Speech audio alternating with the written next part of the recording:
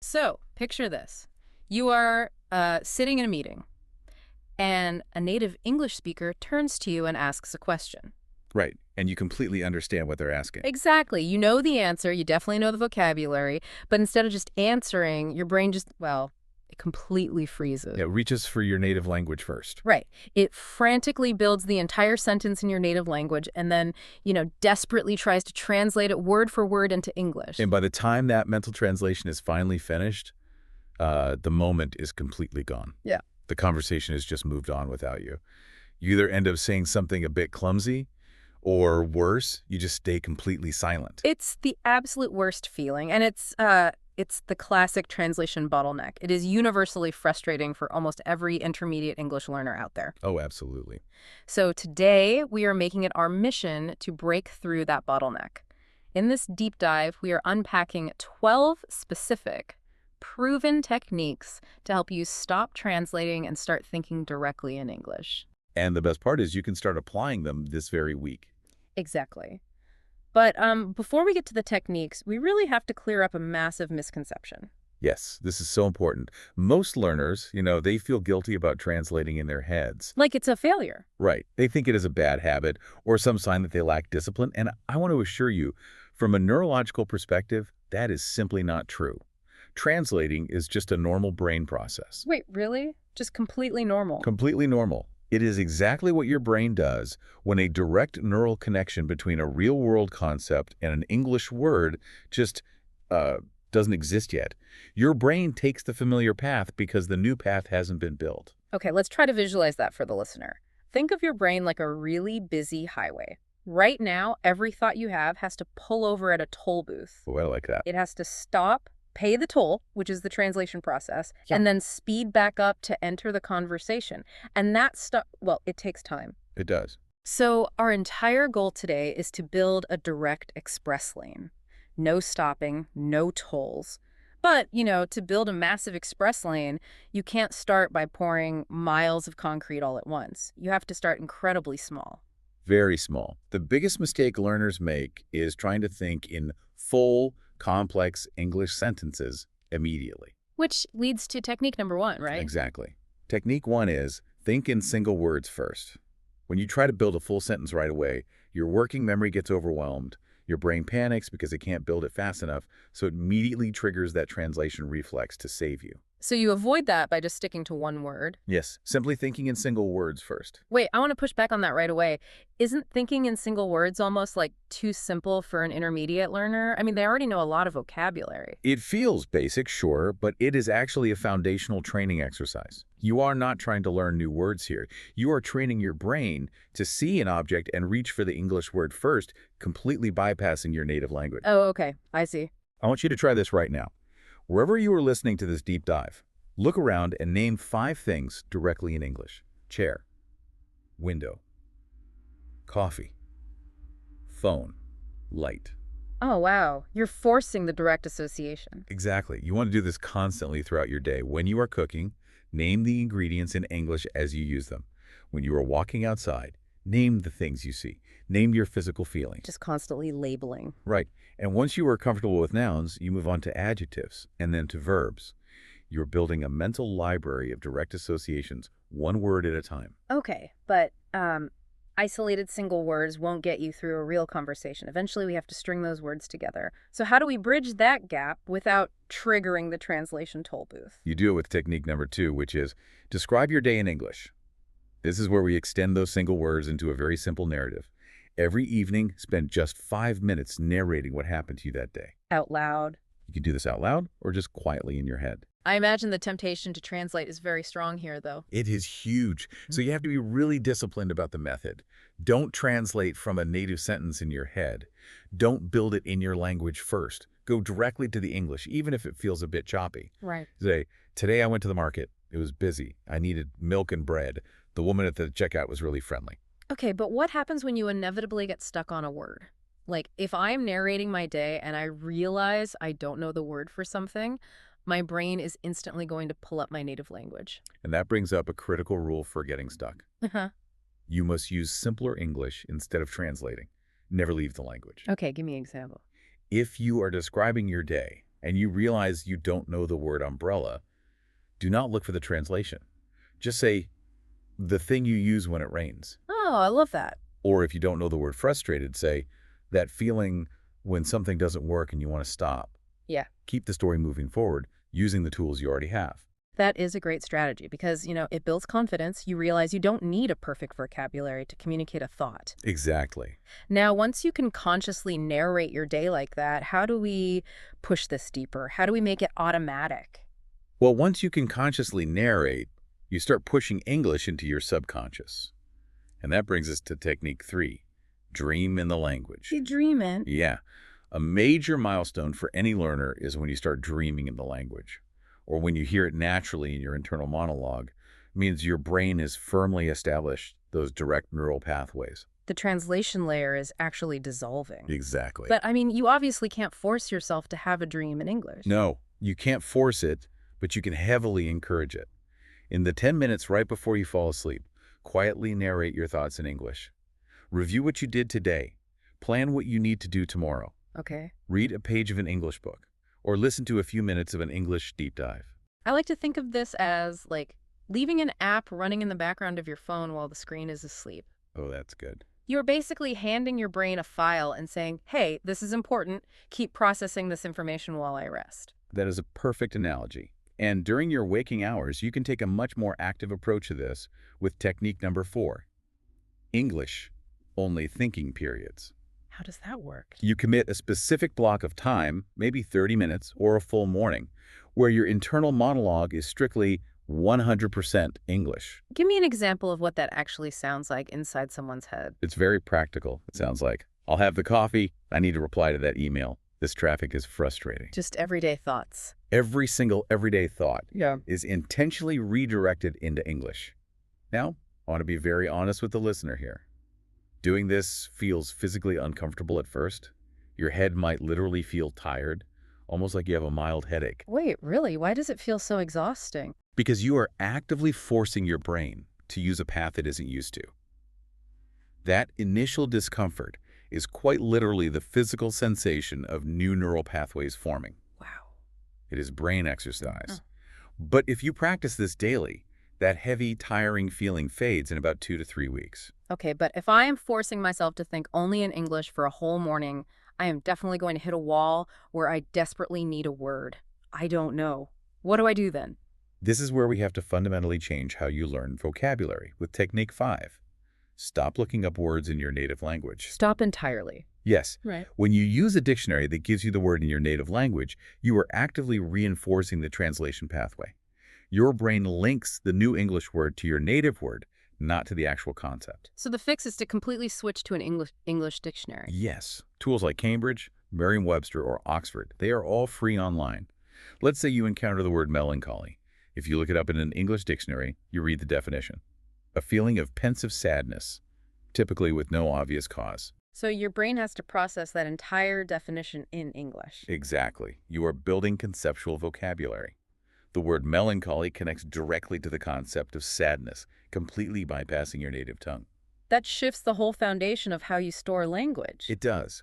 And the way we store language leads to another massive shift in strategy. Technique 6. Think in English chunks, not words. Language acquisition research has proven that the human brain does not process or store language word by word. It stores chunks. So like fixed phrases. Yes, fixed phrases and expressions that function as a single unified block of information. Oh, wow. I just realized this explains something I've always wondered about. Sometimes an intermediate learner will translate a sentence perfectly word for word, and the grammar is technically correct, but a native speaker would just never say it that way. Exactly. The sentence sounds unnatural because the learner used the wrong chunks. So your goal is to learn the language in chunks. Like what? Well, don't just study the isolated word make. Learn the whole chunk. Make a decision, make progress, make an effort. Don't just memorize the word say. Learn say goodbye. Say the word. It goes without saying. Instead of just the word good, learn good point for good, as good as.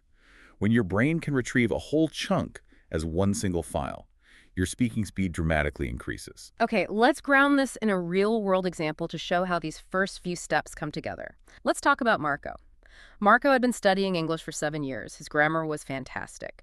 But in business conversations, he always felt half a second behind everyone else. He was stuck at the translation bottleneck we talked about. Right. So he realized he had to stop translating. On his daily commute, he simply started naming things in single words. Car, bridge, crowd, gray sky, coffee getting cold. Beautiful. And in the evenings, he started narrating his day. Today was long, the meeting ran over, I need to reply to 3 emails, I want to sleep, but there's still too much to do. Now, notice how he naturally incorporated chunks into that evening narrative. The meeting ran over.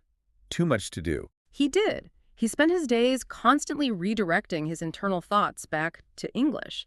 And by week 3 of doing this, he was in a complex meeting. Someone asked him a difficult question, and he answered it directly in English. Without that half-second lag. Yes. He finally closed the gap. Marco succeeded because he completely changed his internal output. Yeah. But to really solidify this, we also have to change your input. Specifically, technique number 7, consume English content without subtitles. Or, to be very precise, absolutely no native language subtitles. That is a harsh rule for a lot of people. Watching a movie with native subtitles feels like a safe way to practice. It feels safe because you understand the plot, sure, but neurologically, it forces your brain to depend on translation. When you have native subtitles on while hearing English, your brain will always choose to read your native language rather than do the hard work of listening. Okay, so what's the alternative? To break this habit, you need to use English subtitles, or turn them off completely on content you are already comfortable with, like podcasts, YouTube videos, or familiar TV shows. Listening is the absolute fastest path to direct comprehension. So if you are listening without subtitles and you hear a character say, I'm absolutely swamped right now, your goal is for your brain to instantly understand extremely busy without needing to translate the word swamped first. Precisely. That is a direct conceptual connection. And once you're consuming content directly, you must start producing it directly. This brings us to technique 8. Talk to yourself in English. Oh boy, I know exactly what the listener's thinking right now. If I walk around my house talking to myself, my family is going to think I have lost my mind. It might look a little strange, yes, but the science behind this is undeniable. Okay, give me some examples. When you are cooking dinner, tell yourself out loud, I'm going to chop these onions first. Yeah. Then I'll heat the oil. This is going to take about 20 minutes. When you are driving to work, the light is red. I need to turn left at the next intersection. I'm going to be 5 minutes late. Or just getting ready in the morning. I'll wear the blue shirt today. I need to remember to call the dentist. This coffee is perfect. Why is speaking out loud so much more effective than just thinking those same thoughts quietly? I want you to think of it like a full-body workout for your brain. When you just think quietly, you are only using a small mental muscle. But when you speak out loud, you recruit the motor cortex to fitly move your mouth. Right. You recruit your auditory processing centers to hear your own voice, and you engage your language production systems to string the grammar together. You are encoding the English language far deeper across multiple brain regions than you ever could with silent thought. That makes total sense. And, since you are already talking to yourself, you might as well let your physical environment talk back to you in English. Which is technique 9. Label your environment in English. This is a classic method for a reason. Put physical sticky notes on the fridge, the mirror, the door, the desk, the bookshelf. Every single time you look at that object, you get a direct English input. It connects the physical object directly to the English word. And don't forget your devices. Exactly. Change your phone, your computer, and all your app languages to English. It creates an environment of passive immersion. Passive immersion is great, but eventually we have to face the real world. What is the strategy for actual conversations with native speakers? That brings us to what I consider the most advanced technique we will discuss today. Technique 10. Use the monolingual technique in conversations. The rule is simple, but challenging. When you are speaking to someone and you forget a word, you must never leave the language. Never. Never. Do not apologize and switch to your native tongue. Describe the missing word instead. Let's role play this so the listener can hear how it works. Let's say I completely forget the word for pride.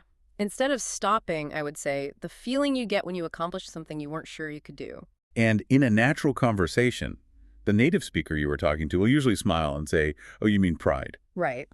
Let's try another one. What if you are explaining a business situation and you forget the word for collapse or fall through? I would stay in English and say when a plan completely fails at the last moment. Perfect. How about a really specific feeling like burnout or feeling drained? I would say the version of tired where you're not just physically exhausted but emotionally empty. That is beautifully handled. You stayed entirely in English, you communicated your complex thought clearly, and you probably learned the actual vocabulary word from your conversation partner in a way you will never forget. Notice how we just naturally drifted into describing feelings there with pride and burnout? That perfectly highlights technique 11. You have to start using emotion labels in English.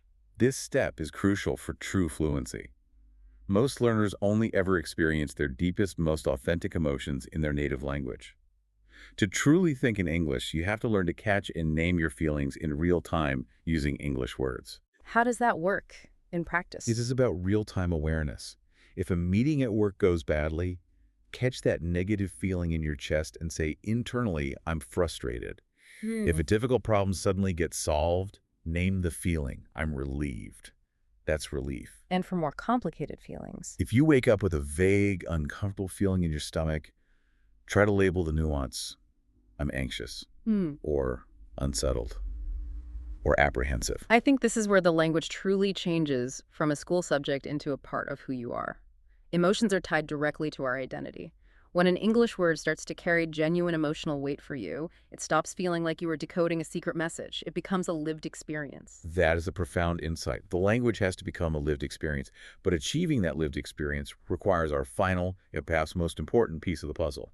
Technique 12, patience with the process. We have given the listener a massive toolkit today, but I want to set realistic expectations. What is the actual timeline for this? When does the express lane truly open? You have to view it as a progression.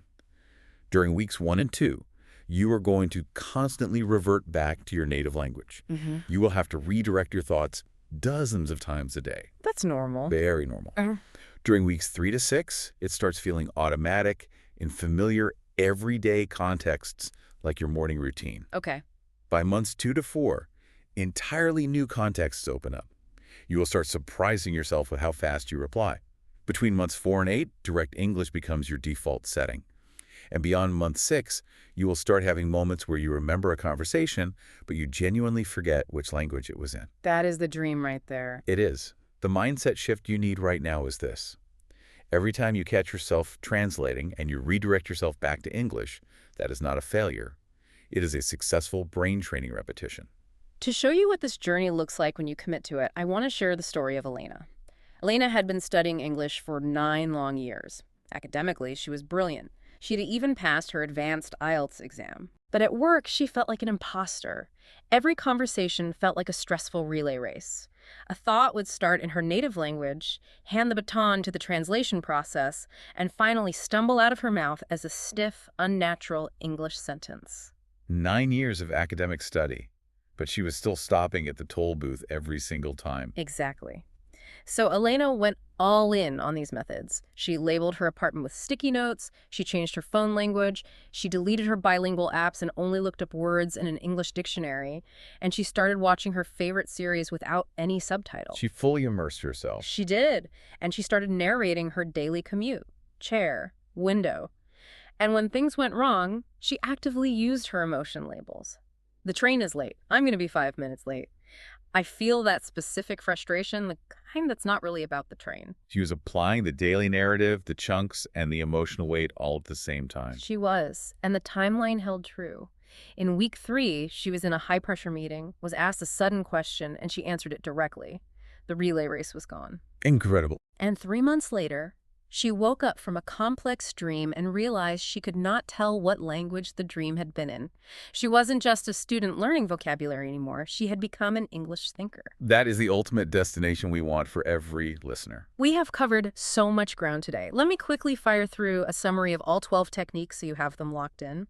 Number 1, think in single words first. Number 2, describe your day in English. Number 3, dream in the language by narrating before sleep. Right. Number 4, set active English-only thinking periods. Number 5, use only an English dictionary. Number 6, think in chunks, not single words. Number 7, consume content without native subtitles. Number 8, Talk to yourself out loud. And don't worry about looking crazy. Exactly. Number 9, label your physical environment. Number 10, use the monolingual technique when you forget a word in conversation. Number 11, label your emotions in English. And number 12, have patience with the timeline of the process. If you step back and look at this entire transformation, it leaves us with an incredibly fascinating question to ponder.